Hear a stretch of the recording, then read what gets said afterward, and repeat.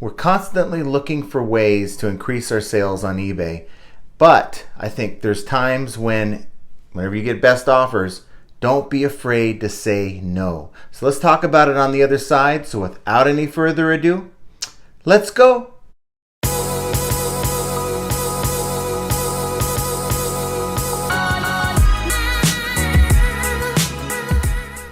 Hello everyone, welcome back to the channel. This is John from Flippin' Ain't Easy. And as I mentioned on the other side, we're talking about saying no to best offers. And I think sometimes, I might have been guilty of it myself. Of course, we look at it as an opportunity for us to make a sale. Of course, that's probably the most important thing in this equation, is how do we find ways to get a sale on our items? And for me, best offer is just one of the tools that eBay gives us to help increase our sales. But there's times you're going to get that offer that comes through and there's nothing wrong. I'm here to tell you, regardless of what I've said in the past, there's nothing wrong with just saying no. Now let's say we have that $20 item up for sale, okay? And you get a $5 lowball offer, okay? And maybe your $20 is including shipping.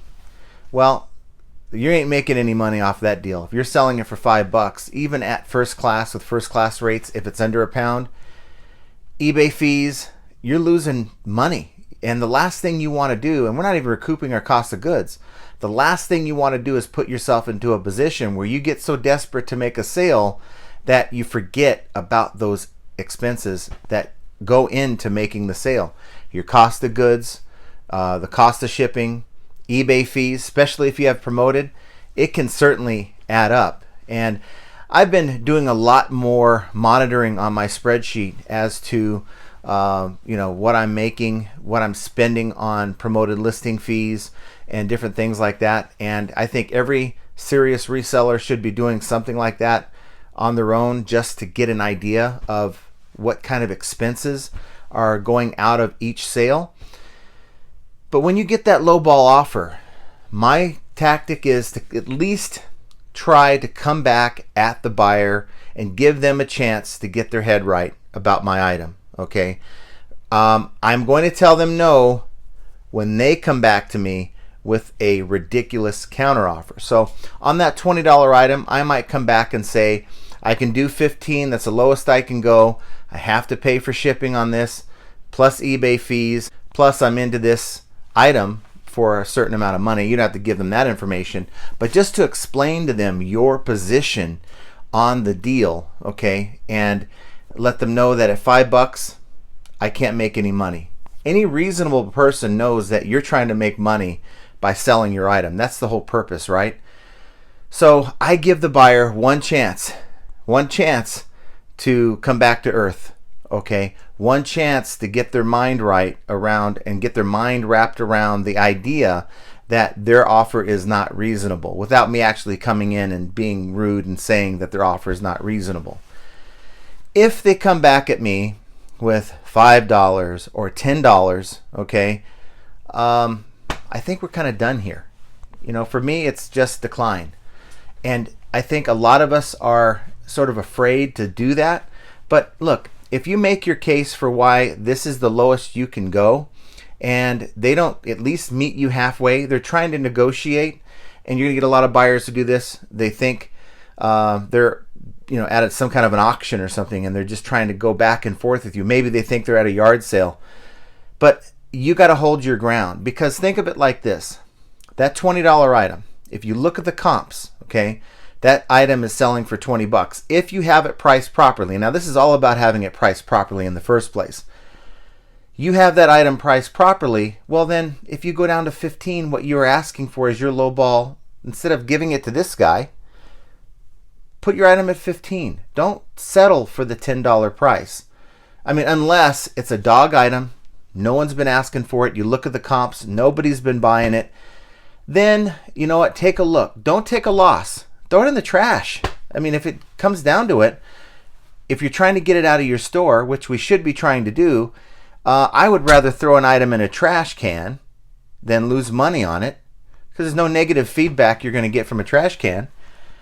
But this buyer, I think a lot of times you get I think the one negative feedback I have was from somebody I gave a deal to. Heck of a deal. Good deal. And they claim it didn't work, but didn't bother to open a return either. And it was like they were fishing for even more money back. Of course, couldn't get it removed, but it made me wish I threw it in the trash, to be honest with you. So don't be so desperate to make a sale where you're not willing to say no. If your items are garbage in the first place, they shouldn't be listed, okay?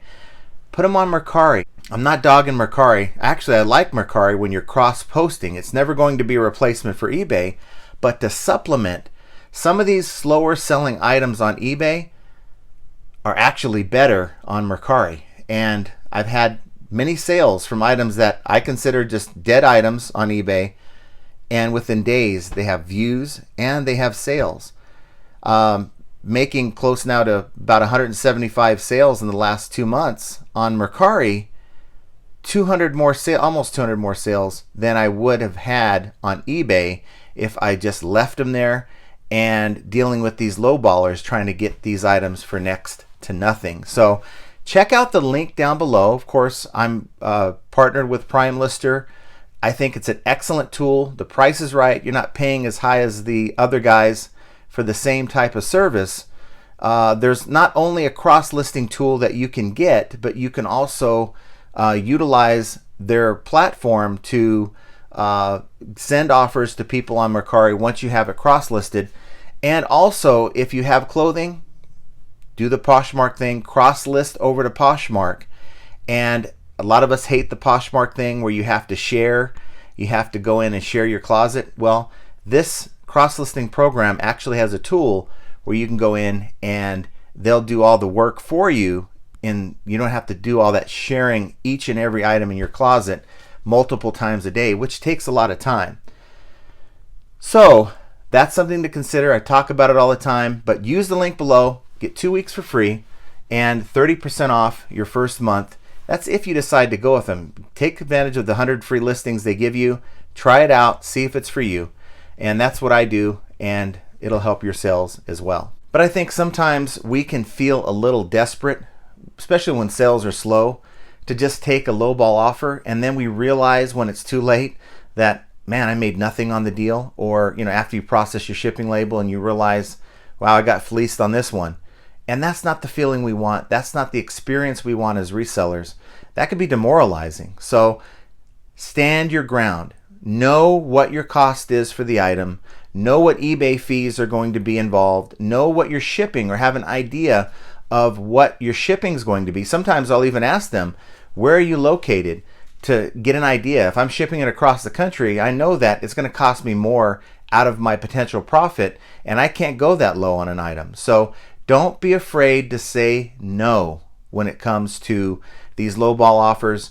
And if anything, instead of expecting the buyer to come up to your bottom line, reprice the item at your bottom line if it's been sitting around for a while. Now, if you just listed it, there's demand, there's a market, hold your ground. In fact, I wouldn't even go very low. Maybe give them $1 or $2 off per every 20 in value, if that makes sense. So if it's a $100 item, I'd maybe give them $5 off, knowing that the market is going to take care of it, provided that I have a good item, provided that it's priced appropriately. You don't need best offers on that item. So just something to consider. But I wanted to pass that on to you because I've been getting lowball offers, and when you think about it, it makes just more sense to do one of two things. Throw it in the trash if you're going to lose money, or two, just lower your price and forget the best offer on that item. So guys, what do you think? Comment down below. Just a short video wanted to put out to you today on that topic, something I was thinking about. I'll be doing that every once in a while, something eBay reselling related. I'll be just sharing my thoughts with you. Hopefully you like that type of content, but if you do, hit the like button. While you're at it, subscribe to the channel, and of course, hit that notification bell so when I go live, and you guys know that I won't tell you probably until the day of, you're going to be notified when it happens. So utilizing the tools that eBay gives us to be successful, and that's best offer, it's yet another example of how flipping ain't easy.